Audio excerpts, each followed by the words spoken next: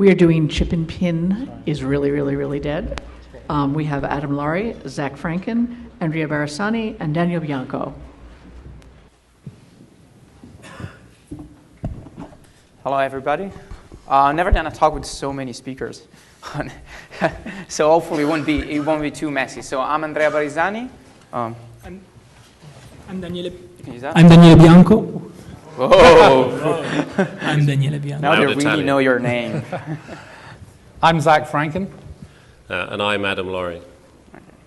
So we're going to talk about chip and pin, and our title says that it's definitely broken. So, and also at the end there will be a bonus. Yeah, so those of you that stick around right to the end, after questions, I've got a happy ending for you. Okay. Excellent. Yeah.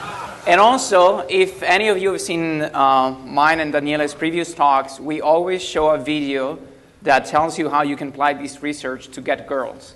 Because we think it's a very important message for the hacking community to show that, to put value to the research. Otherwise, you know, it's all technicalities, it gets boring. Instead, if you show that you can get a girl with the technique, then yes, you deliver and everyone remembers that. So. Yeah, they tried to draft in a couple of extras. We declined. Yeah, they declined. We don't know why. I mean, the video is so decent and dignified. Anyway, so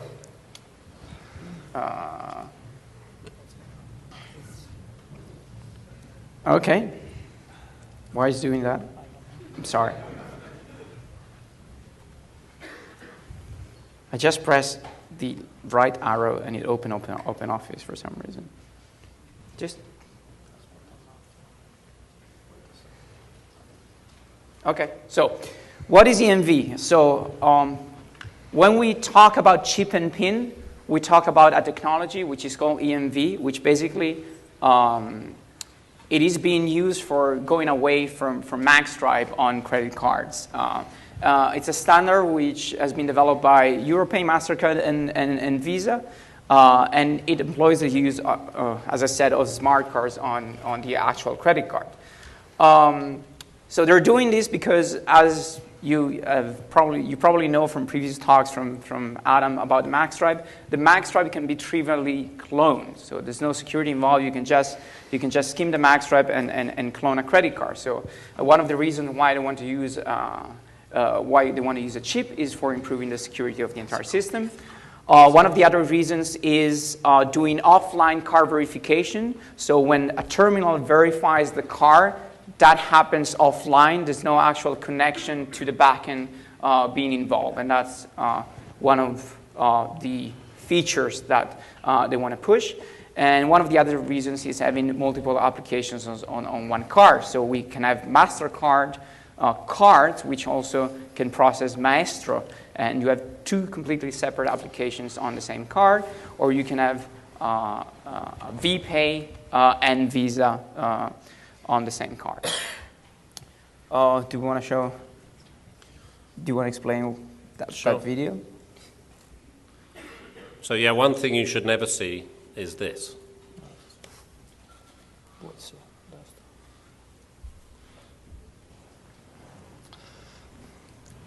And if anyone wonders, the JD written on my hand stands for Jammy Dodgers. In this example, we're going to use our JCOP card, which is emulating an EMV payment card, to make a transaction. I'm going to select the Visa application, MasterCard application, select OK, and I'm going to enter a small transaction value. So on that card you had both Visa and MasterCard. Okay. Yeah. And if you ask nicely, I'll stick Amex on there for you too. Okay.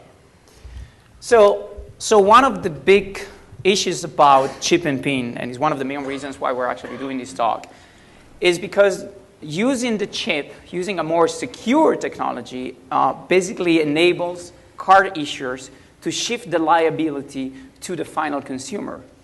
And this is strictly related to the fact that now with chip and pin, you have to use a pin for processing transactions.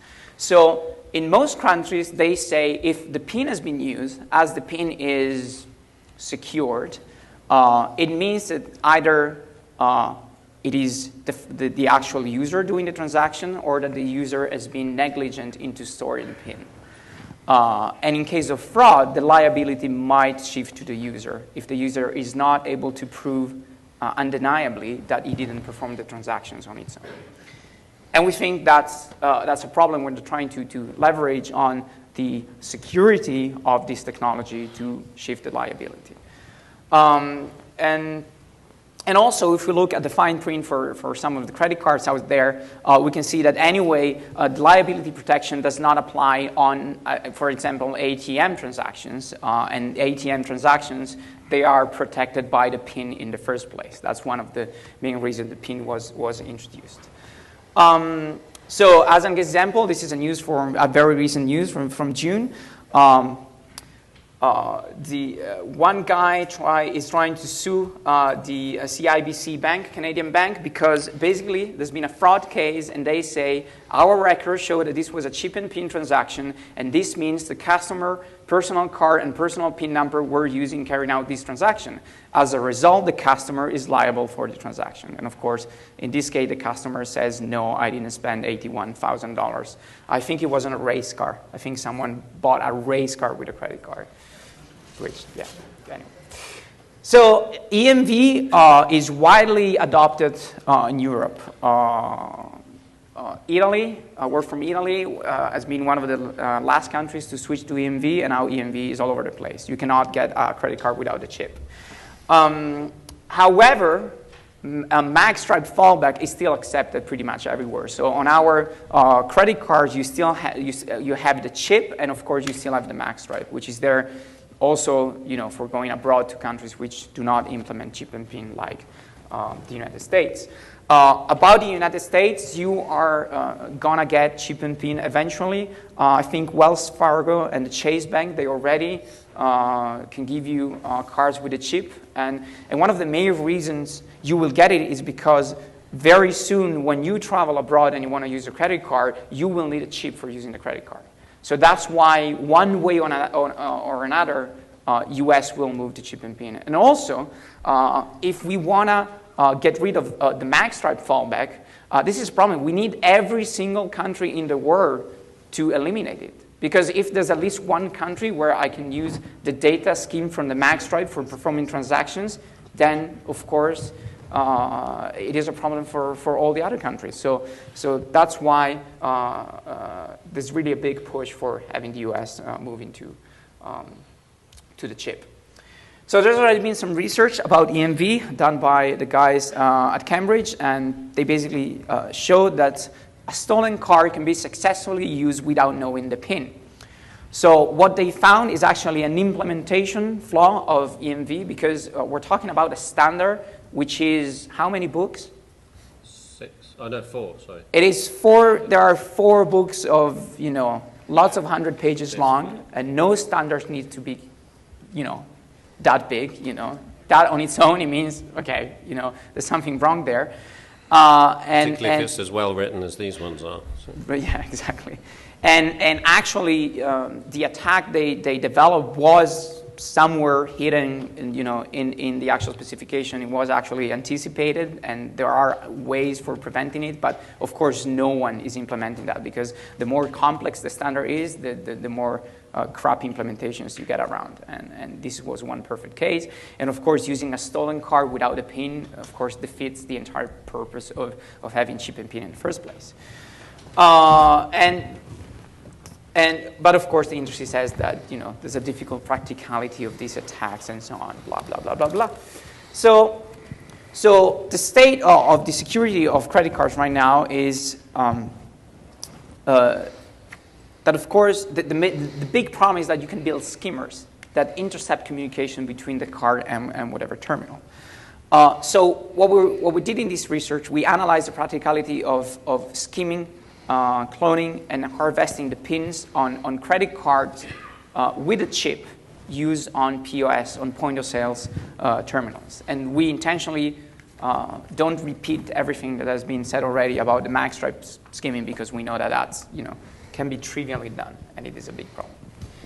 So these are an example of existing ATM skimmers, which they found in the wild.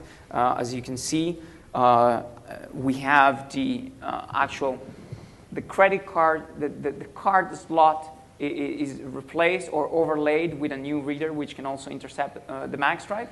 And for intercepting the pin, they either overlay a pin pad or a fake pin pad which records the pins, or they put a small camera or a cell phone somewhere. They hide it maybe in the light enclosure. They record the video of the actual pin being typed, and then they correlate that pin information with the data that was skimmed on a credit card. In some cases, we've actually seen them replace the entire bottom sill of the ATM with the pin pad in it with a complete new one. I mean, it's this size long. They've gone clonk. And it covers the existing pin pad and records all the keystrokes. I think someone tried to, there are online 3D printing services, and someone tried to submit a 3D printer file for an entire ATM face.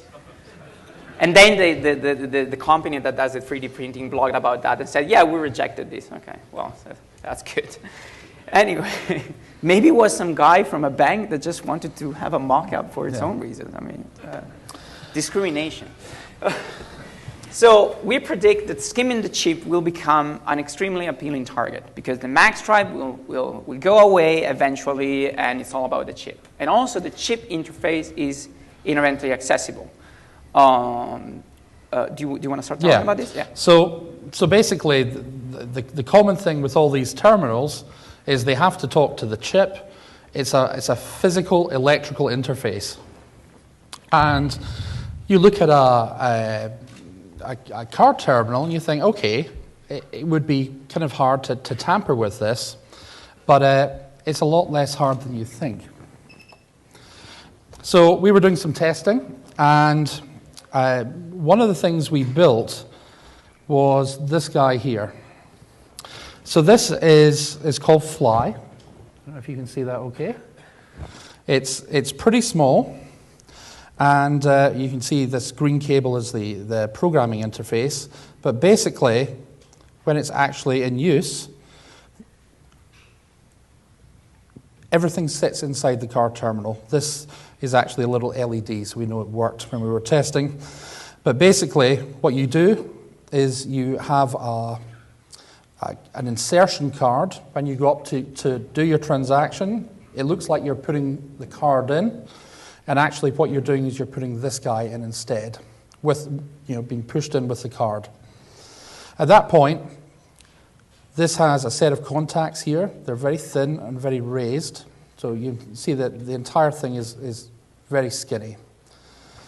So when a regular user comes and puts their card in, their card mates with these terminals. These terminals on the back mate with the POS machines terminals, which helpfully provide power to us. And this is a Commoner Garden microcontroller, which is sitting here recording all the data. Now, card manufacturers make two different types of cards. Can I steal this? Mm-hmm. Some of these cards are called SDA cards, static data authentication, and some are DDA cards, dynamic data authentication. Most cards that people are issued at the moment are all SDA cards. And when you type your PIN into that POS terminal, it sends it in plain text to the card. And the card obviously responds with things like your personal account number, the card number, expiry date, etc., etc. So all that data gets to pass through Fly or Shim, which is sitting there recording everything. So it gets installed in a card terminal, and a week or so later, you rock up. You use a different card. This card hasn't got any window dressing on it. It's a JCOP card. So we come up with our JCOP card. We put it in as if we're making a transaction. We buy a pack of gum. And what this does is download all the card data from Fly. So now we can come and harvest that. This was made in a day. That's why it's got a very large chip on it, because I hand mounted it. I have a design that has some very, very small chips on it, and including a radio chip. So I could be standing outside the store doing a walk by and downloading all the skim data from the terminal. We actually explained the difference between SDA and EDI also later with slides. Oh, excellent. Yeah. Okay. Question? Do you need their machine to dump the contents of the card, or can you just build your own machine and have it dump the contents of the card? Well, when we were testing terminals, we said, okay, they want to know how secure the terminal is. Well, actually, you've got a problem, because the way the terminal was designed, it's very easy to insert something in there and have it harvest all the data. And this is a common problem with all these POS terminals, is you don't know if the terminal's been tampered with, and in some cases you don't know if the terminal is a real terminal at all. So what causes it to dump the data? When you do... Is it the machine, or is it you build something yourself? Sorry, to dump the data from the fly, you come along with a card. So you have a specially programmed card that has a different instruction set. So normally when you're talking to a credit card, I mean, I can actually show you. We're kind of straying completely off the order of the slides. Yeah. Here. Yes, it's fine. But yeah, we'll get onto that when we get to the command section. But yeah, I'll show you reading a card and so on. It could also be RF. If you want to be more sophisticated, it could be streaming somewhere. Yeah. I mean, you have many options.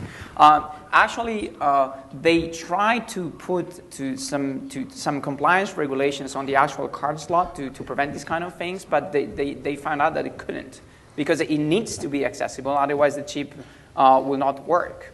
And instead, all the compliance goes around the actual tamper-proofing of the internals of the POS for protecting the master key, which is inside the POS. But that has nothing to do with the actual skimming, which, it's a problem.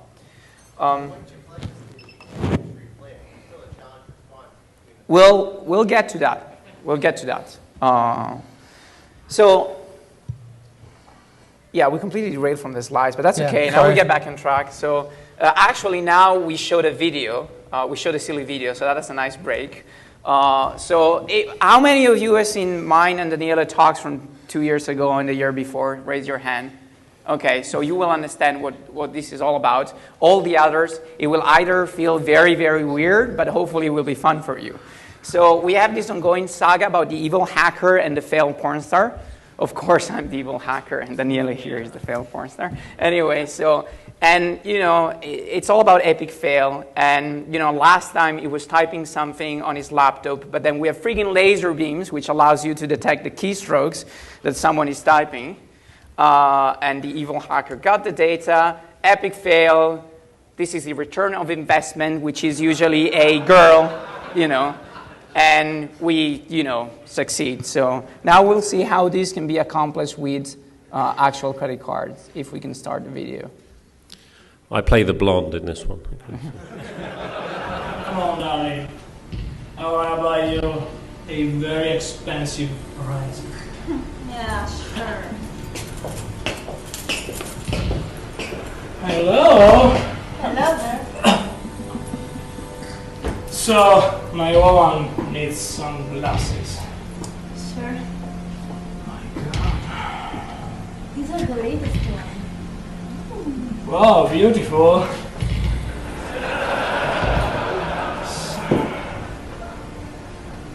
What do you think, darling? I really like them.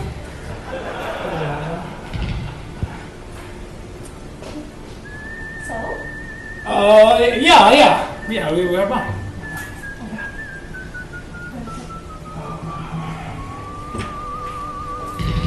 Can I pay with plastic?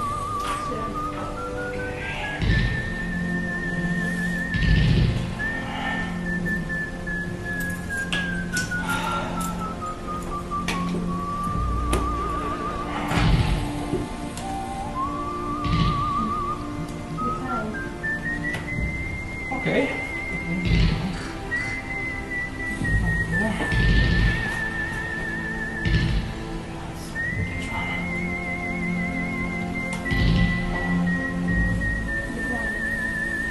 That's weird. That's weird. No worries.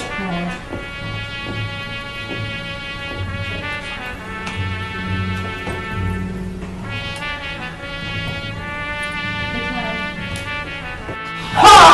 I'm the evil hacker, and I cloned all your credit cards and I stole all your money. No. You got nothing. You had nothing. No. You again? Yes. Yes. My cards. My cards. Yes. Yes. No. No. My cards. No. But how did you clone his credit cards? Yes. How? I used the power of microcontrollers. Love me! Love me!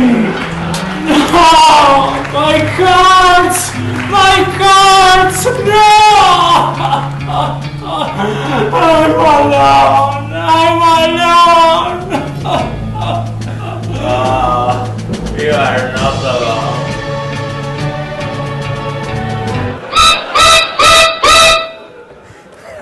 So it works. So this is how we completely ruin our reputation every 2 years by showing these silly videos. So, having said that, so let's talk about what the contents of the chip so we can actually get to the question about replaying. Do you want to? Are we on the APUs? Yes. Too many speakers, I mean. Yeah. Okay, I'm going to have to bounce backwards and forwards because I need to see the slides, and then I'll actually show you reading a chip. So basically, the way it works with a smart card, you just send a command to the card and ask it to read back some data or perform an action like create a cryptogram or verify a PIN. So in this example, we're selecting an application which is called OnePay, and that is a directory of what applications are on the card. So it's there like Visa, MasterCard, and so on. And then the other example is actually verifying the PIN, in this case 6666. Okay. So on a credit card, unlike say on your mobile phone SIM, actually verifying the PIN is purely optional. This is something you do if you want to verify the PIN, but you're not unlocking the card by doing it. Okay?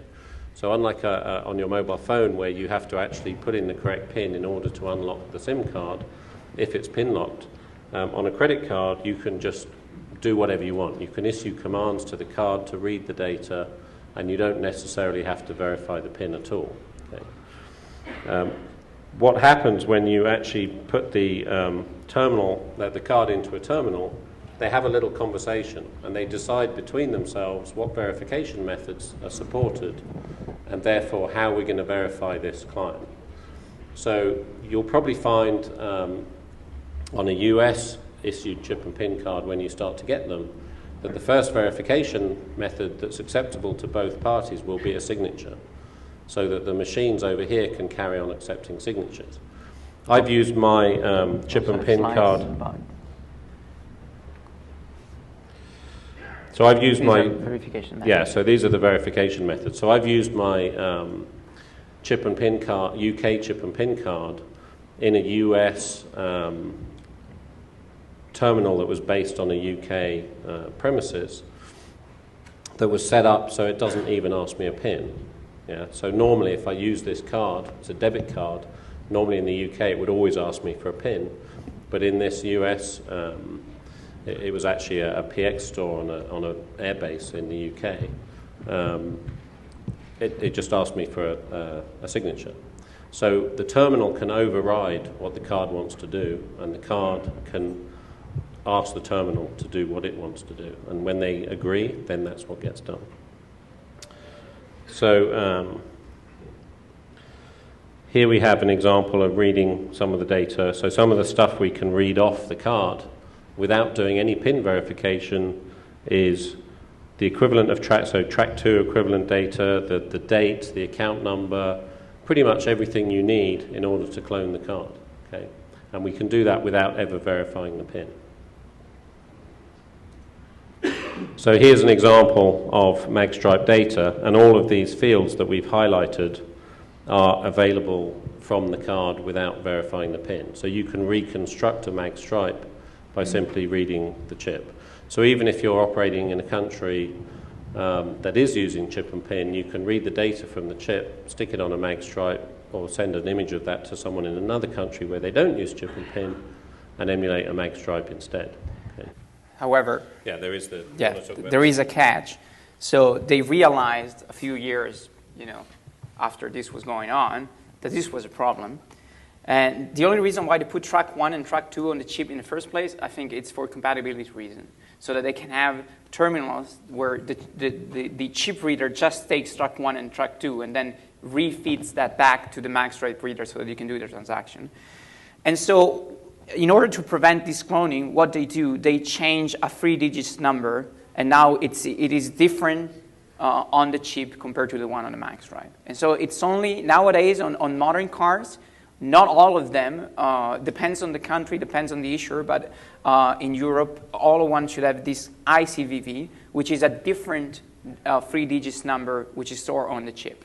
So nowadays, if you want to clone to the mag stripe, you just make 1,000 clones, and then one of them will be right. One of them is going to be right, so eventually. So it is a little more secure. However, it's not comforting to know that the security of cloning from chip to mag stripe is all down to a 3-digit number. And one of the points about this is also that skimming the chip potentially, as it's more covert, it would allow you to skim lots of cards in any given day, which means that you have plenty of data to play with and to do whatever you want. So with this 3-digit number, it is a form of protection. It's the only thing they could have done other than removing track 1 and track 2, but that still allows you to recreate everything. But the point is that this data doesn't need to be in clear text being transmitted, from the card to the terminal. It's simply too much data.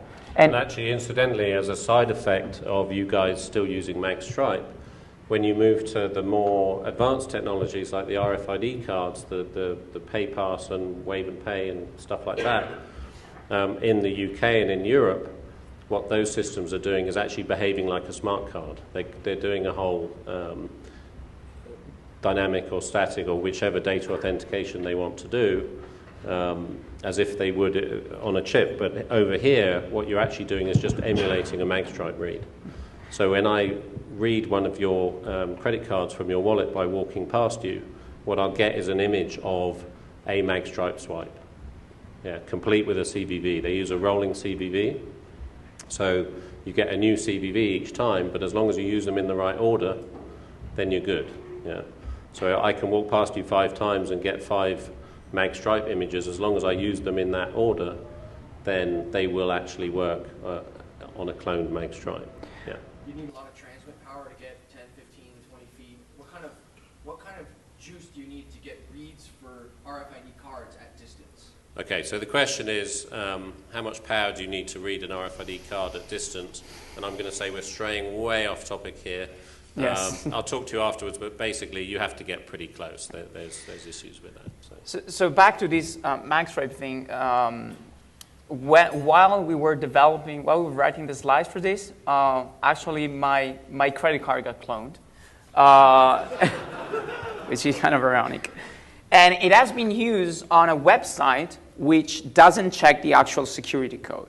And you would think that nowadays in 2011, there are no websites that don't check the actual CVV, the number on the back of the card, but there's plenty of them. And actually now I know about 5 of them because they're all being used by my clone credit card. And the actual data that has been used for doing the fraud, you can all get it from the chip nowadays. Even if they use the ICVV, you can get the data and you can use it on, in this case, Dolce & Gabbana website. And actually, when they did the fraud, they also sent me a gift, paid with my own credit card, which was nice. Maybe they wanted to test if it worked or not. But anyway. And again, as it happens, my son also got frauded in the same week. He went abroad to Italy, in fact, as it happened. I'm sorry. Used his card in a bar and got a phone call the next morning from his bank saying, are you in Bangkok? Because there's someone trying to withdraw $300 worth of currency from an ATM using your PIN number. So, you know, what are the chances out of 4 speakers, half of Yes. us got frauded at Yes. the same time while working on chip and pin stuff? And I actually got warned 5 days after, so I got all my money back, but the goods were delivered to the guys that did the fraud. So they got Dolce & Gabbana stuff, and they got chocolate, amazingly enough. And they also use a service which allows you to get cash. So there's lots of very dodgy companies that allow you to process credit card transactions without the CVV in order to get cash. And they accept that kind of liability because they know that out of 100 fraudulent transactions, probably only 20% of them gets reported, or whatever. So it's a good business model, apparently. Who wants to talk about data authentication? Daniele? So yeah. So Zach mentioned before that basically the chip and pin cards are divided into 2 main families: the SDA cards and the DDA cards. So SDA stands for static data authentication, while DDA stands for dynamic data authentication. The main difference between those kind of cards is that the static data authentication cards basically are not able to perform a proper cryptography because the hardware of the SDA card is actually different between the hardware of the DDA cards. Into the DDA cards there is an encryption coprocessor, and this results in more expensive cards because basically an SDA card for the banks, it costs like $1, while the DDA card costs $2. So No, I think 10. It's 1 order of magnitude. okay. Yeah, there's a huge difference, yes. Anyway, the important thing is that the SDA cards are cheaper, and that's why they are most widely used. Annoyingly enough, I would quite happily pay $9 not to get fucked, basically. Don't know about you guys. So of 40, we had 40 test cards Yeah. around, and only one was was DDA. DDA, yeah. And I got a new card this year, which will expire in 2015, and it is still an SDA card. Yeah. So the result is that since the SDA cards are not able to perform a proper encryption, basically when the PIN is verified offline, it's always exchanged in clear text between the terminal and the card. While in the DDA cards are able to exchange the PIN between the terminal and the card itself in clear text or in enciphered mode.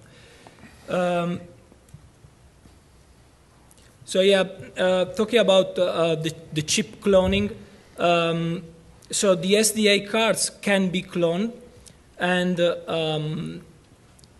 used without the PIN, but this is true only for the offline transaction. So we have to divide the communication between the card and the terminal into a couple of different phases. One phase is the card verification, one phase is the cardholder verification, and one phase, the final phase, is the transaction phase. So in this case, we are talking about using an SDA clone into an offline transaction. That is quite unusual in Europe. I mean, as far as I know, in Italy we don't. Yeah, it doesn't happen. Yeah, it doesn't.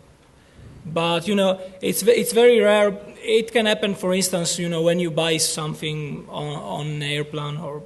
Yeah, on an airplane or toll roads, stuff like that.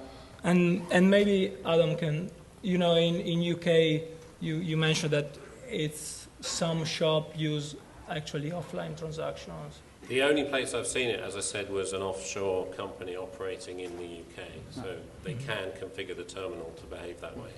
It depends on the risk profile of the Yes. vendor, the risk Yes. profile of Yeah. you, and Yes. Yeah. the whole EMV was meant to be a risk management system, Sure. Yes. not a security feature. Yeah. Well, however, it Right, is a... so let me just repeat that for everyone. So Sorry.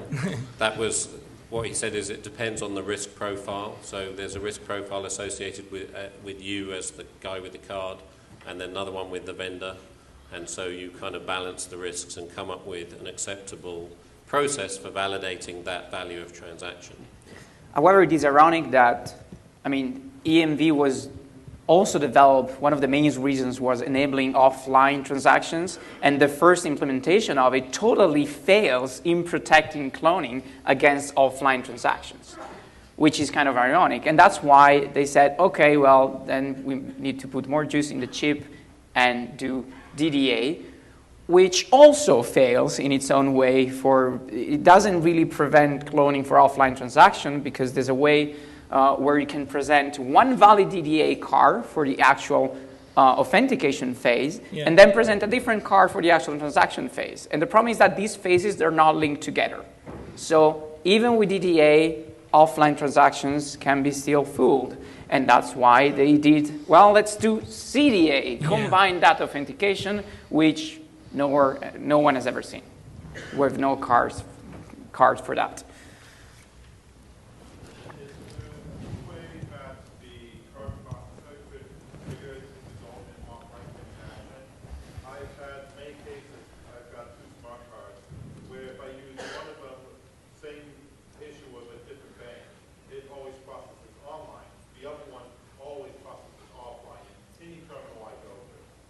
Did everyone hear that at the other side?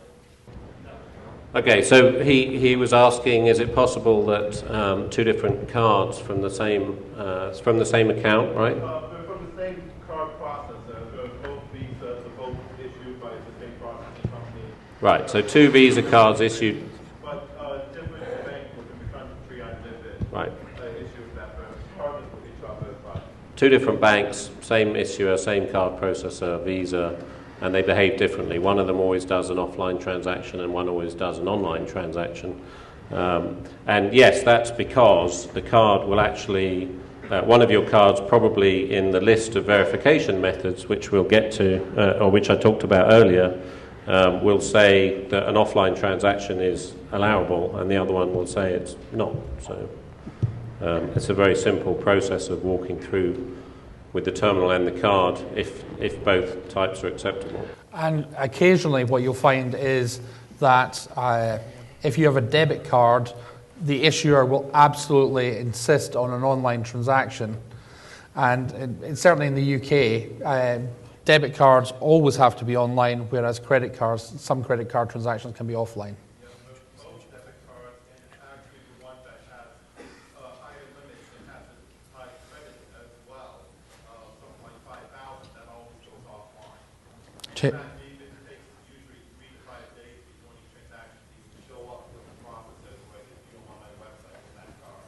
Change your bank. So we discussed all the public data that you can get from the card, and you can. We have another. Oh, sorry. you mentioned the DDA card could be used as an offline attack by trying to validate the authentication phase. Yes. How does that work if you have to have a valid card and an invalid card? You can't put two cards in that. Well, you can build a device which presents which routes the two smart cards in a different way in different phases.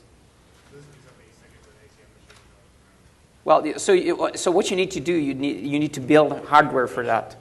Sorry, he asked how you can actually fool the DDA process by presenting two different cards, because obviously you cannot remove the card and then present another card, right? But what you can do, there are ways to get around this by building hardware. I agree that it's harder to accomplish, but it's still a flaw in the DDA process. It still means that the DDA validation system is broken because the two phases are completely independent. So, and that's why they did designed CDA, the CDA specifically for preventing this attack. CDA. So they assume that it's actually a real threat if they bother consider developing a new standard, or they had to pay some consultants. There's a video of the Ross Anderson demo where they go to an actual place and they have wires up their steam and stuff. Right. So to go on, we discussed the public data that you can steal, that you can sometimes clone to a max drive, or that you can use on online usage, we know that by stealing a card, you can use it without a PIN, unless banks fix the Cambridge Research attack, which we only know. We're aware of only one bank fix it. So the question now, also concerning the liability shift that we introduced, is does state-of-the-art EMV usage really protect against PIN harvesting, and therefore the use of stolen card? So again, Adam introduced cardholder verification. So the card publishes to the terminal the preferred methods of authentication. There's a list, and there's an order of priorities. This list is signed on all the cards. It didn't used to be like that. On the first cards that were issued, only some pieces of data were actually signed. So they don't sign the entire contents. They sign only specific records. And nowadays, the CVM list is always signed on the cards to make it tamper-proof. So if the preferred authentication method is signature and then enciphered PIN verified online, or enciphered PIN verification by the card, then the PIN is not sent by the terminal to the card. And you can only have enciphered PIN verification by the card with DDA cards. That cannot happen with SDA card. And it is believed that only when plain text PIN verification performed by the card is present and selected from the CVM list, then the PIN can be retrieved. I mean, that's the prerequisite for intercepting the PIN. So assuming a scenario where we have DDA cards and we have a secure CVM list, which doesn't allow you to use plain text PIN. So can we still harvest the PIN? Can we use all the features that EMV gives us to make a card where the PIN cannot be stolen? So there are other pieces of data on the card called the action codes, which specify the policies for accepting or rejecting transactions. There are the issuer action codes and the terminal action codes. The issuer action codes are stored on the card, and the terminal action codes are configured on the terminal. And there are three kinds: denial, online, and default. The online action codes specify which failure condition trigger online transactions. So this is an example of action codes. These action codes, translated, they say, do not deny a transaction without attempting to go online. If offline SDA fails, transmit the transaction online. So basically, the card can tell to the terminal, hey, even if you fail to validate me, well, just go online to perform the transaction. And this is the thing. In every terminal and card combination that we tested, we could manipulate the action code when that was necessary, because it's not always necessary, so that tampering with the CVM list would never result in offline rejection. And the problem is that by doing that, we can downgrade the CVM list to include plain text PIN verification performed by the card. So the fact that the actual CVM list is signed is completely irrelevant in the case that you want to harvest the PIN. And the pretty picture over there is an example of the PIN being actually intercepted when a card has been used on one of the terminals. So all the features, the signature of the CVM list by itself, the issuer action codes, they're all irrelevant in case of PIN protection.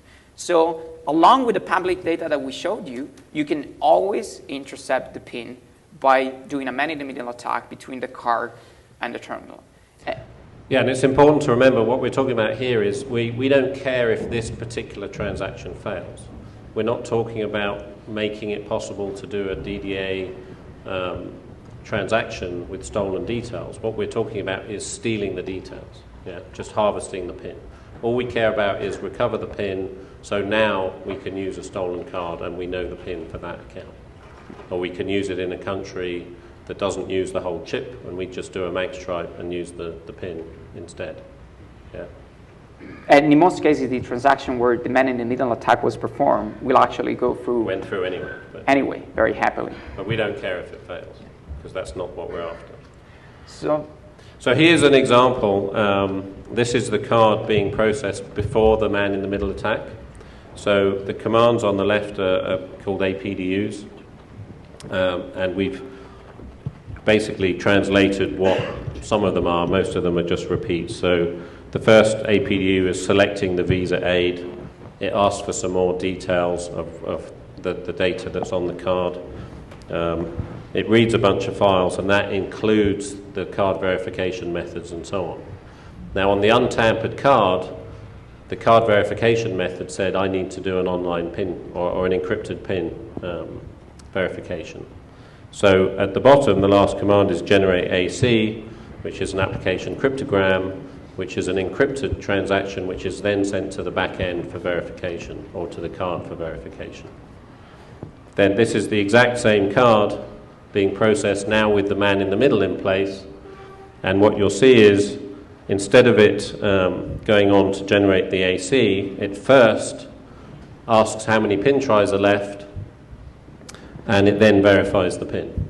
So we've tampered the CVM, we've told it not to fail if the offline transaction fails, and it's gone ahead and it's generated a plain text PIN verification, so we now know the PIN, in this case 1234.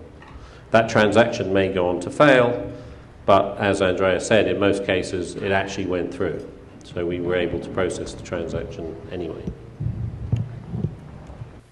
So let's talk about backend detection. So what can the backend do to detect this kind of attack? So there are several pieces of information we reach the backend to tell what's going on. One of these is the terminal verification results, which actually tells if SDA, DDA, or CDA failed. And there's the CVM results, which tells you the last cardholder verification method which was being used. So it can tell you if the plain text PIN verification was being used. And it only tells you the last one. So this can actually be fooled by a man-in-the-middle attack which present a plain text PIN verification by the card, intercepts the PIN, relays the wrong PIN back to the card, and then presents online PIN verification of another method, and that will be successful. So the only downside of this is that the user will actually be prompted for the PIN twice. But they might think that they just entered the wrong PIN. And the backend won't know by looking at the CVM results that the actual plain text PIN verification has been performed. But of course, they will know that SDA failed. But we think that on its own, that's not a good reason for just blocking the transaction or blocking the card. And anyway, when that happens, it's too late because, as Adam said, we already get the PIN. There's also the cardholder verification results. These are also other fields that allows you to know if offline PIN verification was performed or not. And this is actually the field that might prevent the Cambridge attack, where the actual PIN verification step is being completely man in the middle, and we tell the card one thing and we tell the terminal one other thing. But this field here apparently is not being parsed by the backend at all, because if it would be parsed, then the Cambridge attack would actually fail. Sorry, there's a question? Yes. How do you put the terminal with the TVR results? You don't. The TVR results are computed by the terminal. Yeah, that's right. But you're saying that you try to pull it around so that you can downgrade your cardless CVM, which CVM method. So the CVM. So you're talking about the CVM result. The cardholder verification. The CVM result only shows you the last CVM which is being performed. So if I tamper with the CVM list and I present two options, plain text PIN verification as a preferred method, and then online PIN verification, I do the man in the middle, our device gets the correct PIN, and then it relays it back to the card by changing it. When the terminal reads the card, it reads the CVM list from the card in the clear text. And we can change the contents of the CVM list. So you modify the terminal software? No. Yeah, we are show in you in a the second. middle between The man in the middle does that, and that's coming up in a second. We modify the data that's being transmitted by the card to the terminal on the fly. Okay. Sorry?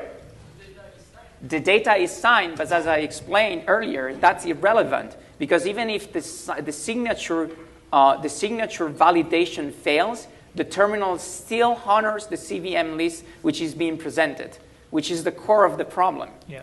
They sign some data, and even if the signature is invalid, they still trust the data, and the terminal acts upon the data which is being presented, which is, insane. It's kind of broken.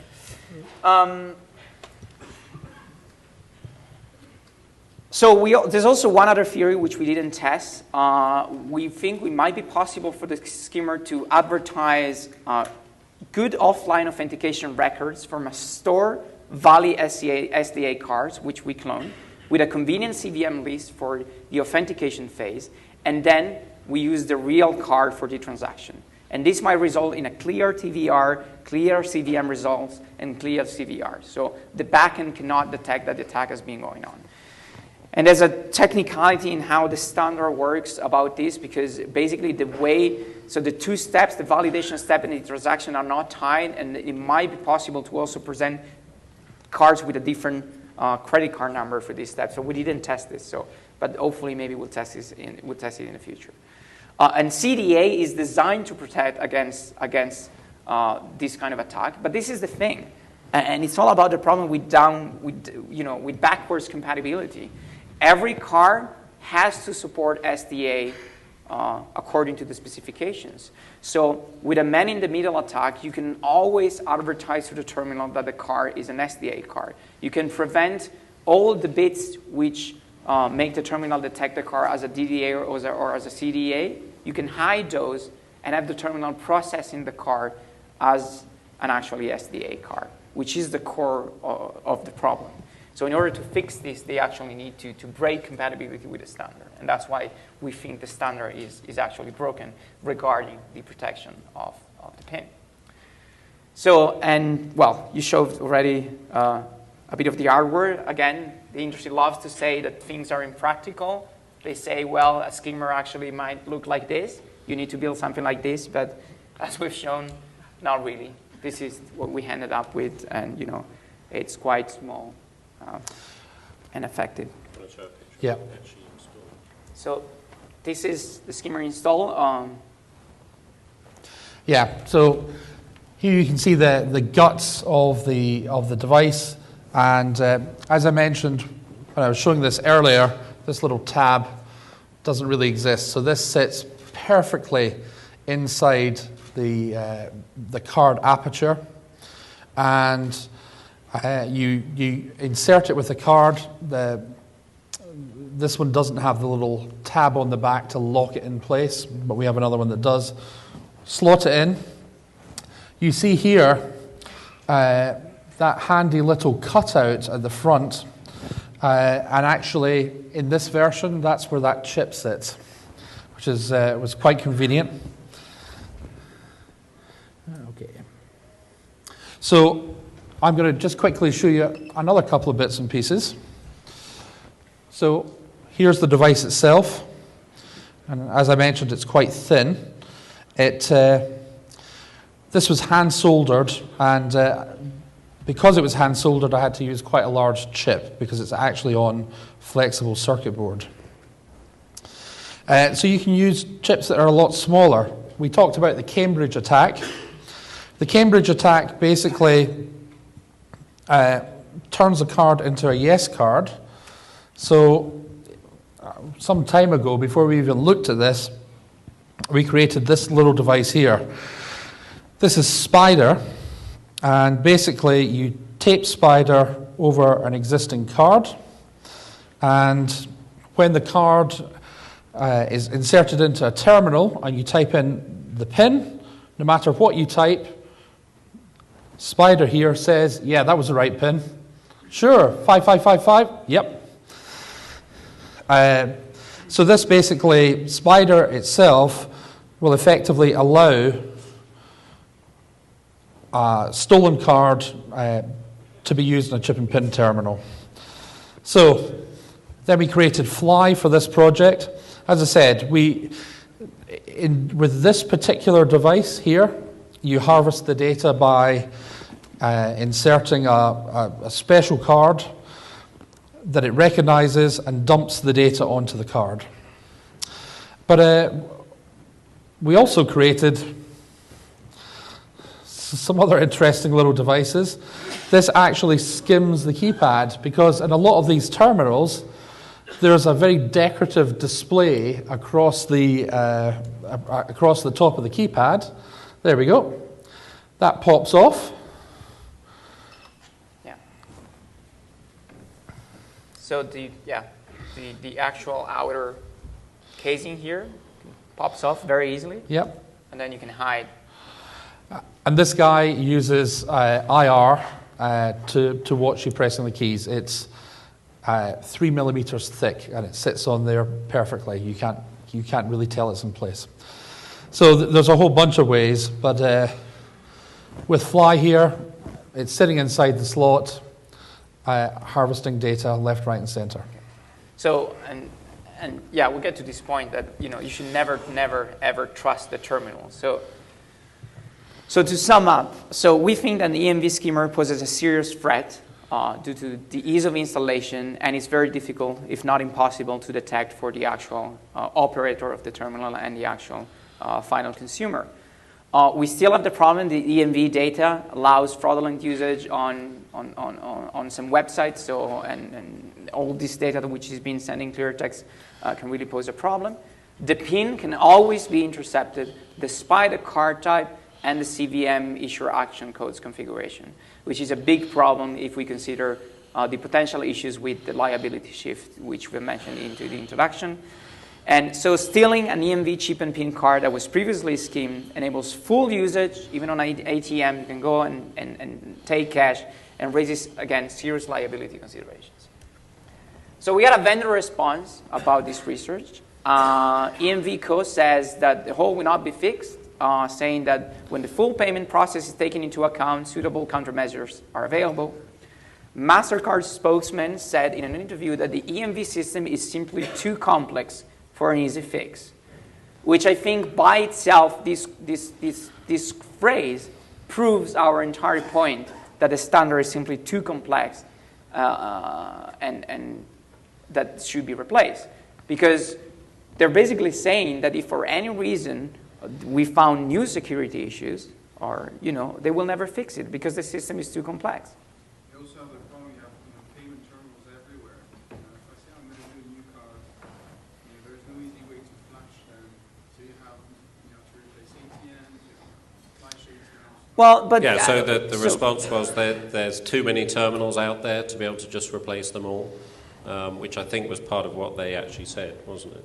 Well, yes, but again, if we see the Netherlands, in the Netherlands, the hole has been closed by updating every POS firmware in the country. As soon as they knew about this problem, and as soon as they were threatened that this was shown on television, they changed the firmware on every POS terminal, disabling plain text PIN verification for domestic cards only, not for foreign cards, because they knew that domestic cards, they were all DDA. Now, we don't know how the domestic part of the card is, how they checked if the card is local or not, because surely the POS terminal doesn't store every single credit card number for domestic cards. And actually, in most cards, the country code is not signed. So when we say they fix it, we don't know if they really fix it. So there might still be ways for fooling this. And worst case, you can have a man in the middle which presents an Italian card, you get the PIN, the transaction fails, and then you can present a card from the Netherlands. So this is the thing. They need to do crypto from the start to the end of the transaction, because the chip can actually do that. And this is the way to go. Instead, we have a history of doing something which is clearly insufficient. They did SDA, oh well, that's broken, let's do DDA, oh well, that's broken, let's do CDA. So what next? Clearly, this standard is overly complex, no one seems to be implemented 100% correctly, and we're talking about credit cards, so we think this should be changed. And again, terminals cannot be trusted. The whole concept of trusting the terminal with the PIN when the PIN is actually verified just by the card, it really doesn't work. Terminals cannot be trusted as we've shown. And yes, they can patch EMV by disabling plaintext PIN verification, breaking compatibility with SDA cards in case they have no ways for verifying the PIN online, which we recommend. And yes, the all offline thing, so we spoke with at least a couple of banks, they actually don't need it. In Italy, no one does offline transactions. They can do everything online. They can do online PIN verification. Every terminal does online PIN verification anyway because that's what we do with debit cards. So the whole thing about EMV and the all offline thing can actually be completely, skipped. And this is the thing. They were talking about implementing EMV locally here in the United States. And for cost reasons, they're thinking of getting rid of all the offline authentication stuff because they say that in the US you already have a very good online infrastructure. And the actual side effect of doing this is that this would actually fix these kind of problems. So as EMV is not implemented yet in the US, but you're going to get it, we hope that at least we can send a message that if you do everything online, the PIN security will actually not decrease as in this case. But of course, in the long run, we would love to see a more robust protocol being used, using crypto from the start to the end. Just one thing for the questions. After we release our talk, there's been reported chip skimmer installations dated 2008 in the wild.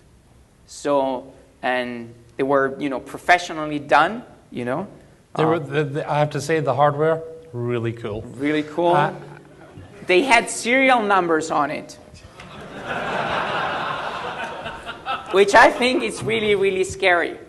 And they were using it for intercepting the PIN when it was sent by plain text and all the information with the real CVV, not the ICVV, for making clones. One sec. Yes. Okay. So one of the things I talked about earlier, but the skimmers in the wild had handy little wireless chips, and they were transmitting all their skim data wirelessly. So you just have to be in proximity of it, and you can download all the captured data from the POS. GSM chip? Sorry. Yes. Sorry, I didn't catch what you said. Right. So some of them had GSM chips on, so they were phoning home too. Good. So before taking questions, do you want to show the square things, No, or do we take? Okay. Questions? Yes. Do you see a physical defense to keep the skimmer device from being A physical defense? The terminals are supposed to be tamper-proof. So one of the things we were looking at was the tamper facilities, but this design makes it very difficult because you slide it where the card's supposed to go, and that slot is meant to be tampered with. You stick a card in it. So. I think that trying to address these problems by making physical protections, it's a failure from the beginning. I think you should not trust the terminal. The only thing you can trust is maybe your card, because that's what you keep always in your pocket, and that's what you make the transactions with. So what I would love to see is a card where the PIN is being asked on the card itself, and there's a nice little display which also tells me the amount and the merchant where I'm using the card. Because we're not even mentioning relay attacks. Your relay attacks means that I replace the unit with a different unit which does a proper transaction, but instead of doing it at that shop, it does it somewhere else because I'm relaying the data somewhere else. So I also want to know how much money is being spent, and I want to verify the PIN. If the card is responsible for telling if the PIN is correct or not, I want to input the PIN on the card itself. And but I might be dreaming. And that technology exists. I know PayPal does a card. It's as thick as a standard credit card. It has a button on it and e-ink display. You hit the button, it generates a an ID for you, one time to log into your PayPal. So the technology is certainly there for you to say to the merchant, okay, how much is the transaction? Now I'll key in my PIN, and now we'll put it in your machine, and it'll transfer the data encrypted by your card that was in your wallet over to the bank. Are smart cards powerful enough to do any meaningful crypto? Yes. Are smart cards powerful enough to do meaningful crypto? Yeah, if you buy the $10 one. Exactly. If So, you're willing to yeah. pay for the card, then you can get one with the Yeah. Yeah.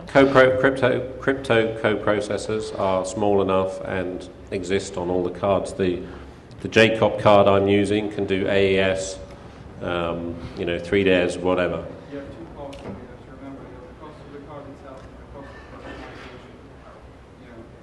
Squirting in triple SD, that's way between the big private key and crypto and Yeah.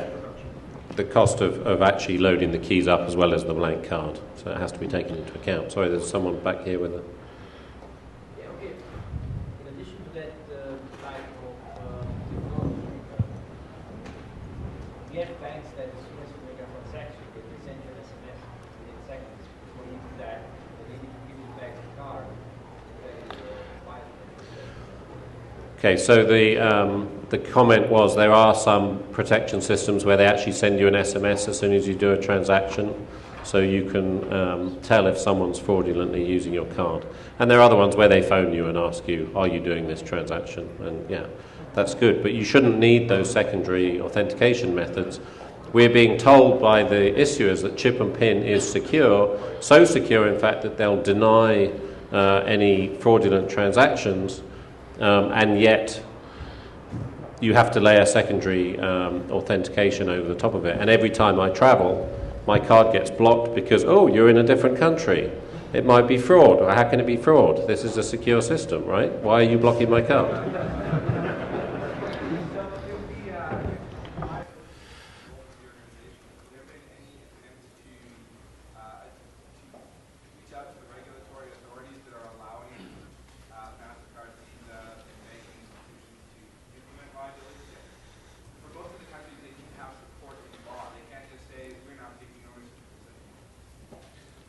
I couldn't hear. Okay, so the question was, how did the regulators allow this liability shift to happen?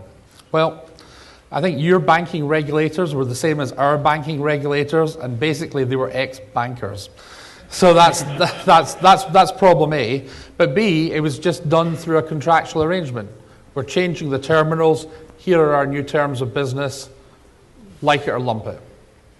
So it wasn't really an option. It's like, you get this new terminal and you're going to behave in this new manner, or you don't get to take Visa. Okay, we had a question over here. How do you feel about cash? How do we feel about cash? We love it. How much have you got? So you did all these just trying to capture the pin, right? The big idea is to try to capture the pin. Yeah, we're specifically talking about trying to harvest PIN from chip and PIN machines. Yeah. So can you tell me what's the difference between this and on the conventional card, which if you put a pin or camera, Right. pin pad overlay, there's no difference. Well, that's the point. It's quick and easy. It's quicker and easier. So the device is a small thing which we insert in the machine, as opposed to having to go and manufacture something for that particular ATM and stick it there and read the PIN and so on. And also the actual correlation, when you skim the PIN using cameras, you have to correlate the actual hand gestures with the actual data from the skimmer, which is a manual process, and it can take some time. It is sometimes you cannot get the PIN because someone is covering with the hand on the image is not clear enough. And anyway, you need a human to be involved. By doing this on the chip interface, you can do it all automatically. You can even have your data being sent over RF or over GSM. It gets parsed by a server, publish it online, wherever you want. It's a much more automated process, which really allows harvesting of the pins. While the normal scheme is, it takes much more time to do it. Yeah. And the risk of doing that on an ATM where cameras can see you, opposed to the risk of just hooking this kind of skimmer in a point of sales at a shop, they're radically different. Okay, we'll do one more question. Sorry, well, once you have the PIN, so the only thing you can do is to do the transaction on non-EMV terminals, which means you're online. No. When you have the PIN, in order to use the PIN, you need to seal the card. Yeah, that's right. So you say. And so, but that's for using it for real, not online. The PIN is relevant online. The PIN is never used in online transaction. Yeah. So when you do this, the only thing you can use the card when you harvest the PIN. Yes. The only way that you use the data that you have. Yes. Is to do things like you steal the card or you clone the card and then do it on a non-EMV terminal. No. So first of all, you cannot clone the card. Because you don't have the keys. Because you don't have the key. If you steal the card, you can use it anywhere you want, even on EMV terminals. So you can steal the card and then take the PIN that you captured. Yes. And only that you take the real card, right? Yes. No. But the point is the liability shift is against you, the consumer, because the issuers are saying it's impossible for anyone to get your PIN unless you disclosed it or you were careless with it. And this demonstrates that's not correct. There's one more question, and then I'll give you a happy ending. Do we have to stay here and watch? Can we just leave? You liked it last time. I didn't sign for this. Okay, so I'll try and do this really quick because I realise we're the last thing standing between you and the bar. So we were on a Actually, it's the last thing standing between us and the bar as well. Right, that's true. Yeah. We came on a business trip to the US back in February, and when we were here, there was a lot of buzz about this new system that if you have an iPhone or an iPad, you can process credit cards. Okay, so this is a device that allows hookers and small businesses to accept credit cards. And everyone becomes a merchant. Okay. And so we thought this was quite cool. So we had a look at the device, and we had a closer look at the device, and we realized basically it's a magstripe reader that plugs into your audio jack on your iPod, on your iPad or your iPhone. Does this sound familiar to anyone? So I seem to remember doing a talk about this like 5 years ago. So we're sitting in the lounge at this airport, and we're like, I wonder if we can just fire up that software we wrote 5 years ago and feed some data into this app. So look across from the lounge, there's a Brookstone or one of those little stores. We go in there and we buy this $10 cable, which is really expensive for a cable, by the way. And we plug it in, and 15 minutes later, it's like, okay, that was easy. So we're going to demonstrate doing a transaction, and actually this is a double-edged attack because let me just get to the terminal. So this is a gift card. We couldn't actually test this in the UK, so we got home. We couldn't test it because to use Square you have to set up an account. And by the way, I see a guy in a Square T-shirt there. Do you work for Square? Yeah. Excellent. So we'll be able to ask you questions afterwards. So we couldn't set up an account because to process Square credit cards, you have to have a US bank account and it has to be a US credit card. We can get a US credit card by going into any store and buying one of these gift cards. So this is a Visa debit card with $100 on it, and it is a credit card. You can't use it to get cash, apparently, it says in the terms and conditions. Or gamble. Or gamble, yeah. Because you don't know the PIN. That also sounds familiar. So, yeah, you cannot convert this to cash. So one of the side effects was, well, we can convert these to cash. Okay. So basically what we're going to do is I'm using this card as the example because it's my card. I paid the $100. I don't want to steal any money. But what I could have done is gone online, gone to some Russian gang and bought myself a bunch of skimmed cards. Because I'm a good guy. Somewhat good guy. Well. You haven't seen him when he gets grumpy. Okay, have I got, do you want to show my side of the transaction? You are blue.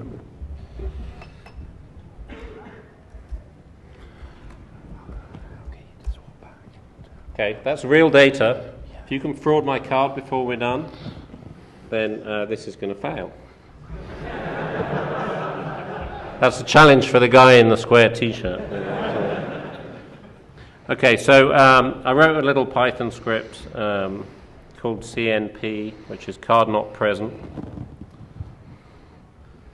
And basically all I do is I take my skimmed data and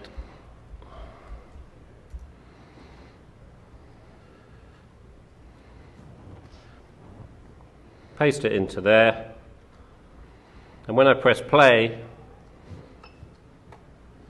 no, hang on.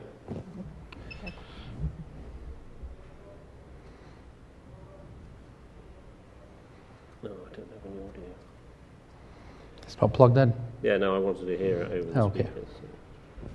Oh, we can give you. Sorry, as I was muted. Do you want the audio? We can give you audio. So, I mean, you've probably seen this before. Basically,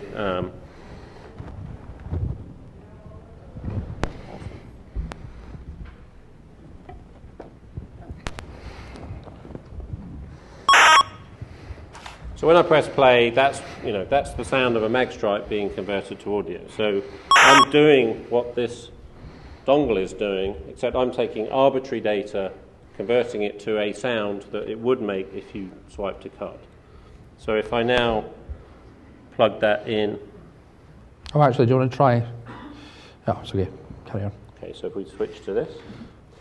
So I have a willing victim. Actually, it's not a victim. In this case, it's a beneficiary. A vendor. A vendor. I'm going to give her money. Now, in order to make this a valid transaction, I feel I ought to purchase something. And since we're in such a public place, I'm not going to ask for what I really want. So I'm going to ask for some advice. What's a good credit card processing system? Maybe not Square. Not Square, maybe. She did say maybe. She said maybe. Okay, I think I'll buy that for $3. Is that, yeah? Okay. So I'm going to buy that piece of advice for $3. So we've added $3 to our transaction amount. I'm now going to present my card. Or I would if I hadn't just done that. So if I hit play.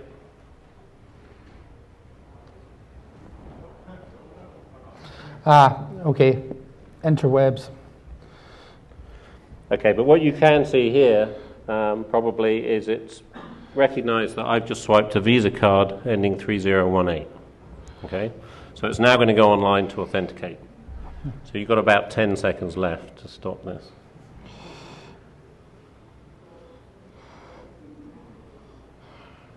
Damn you, BlackHat Wi-Fi. Oh, the conference is over 2 minutes ago, so they've switched us off. The BlackHat router's down. Okay. Yeah, they've gone home. Okay, we got 3G. We should have 3G, so? So we're now authorizing.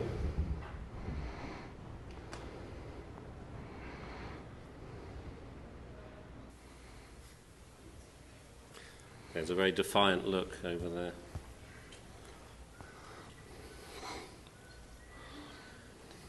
Woohoo! I just bought some advice. I'd like to sign this. Thank you.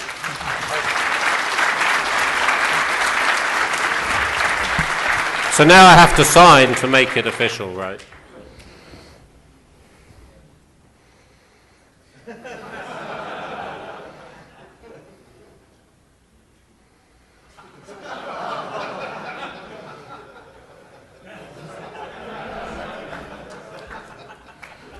Sorry, art was never my strong point.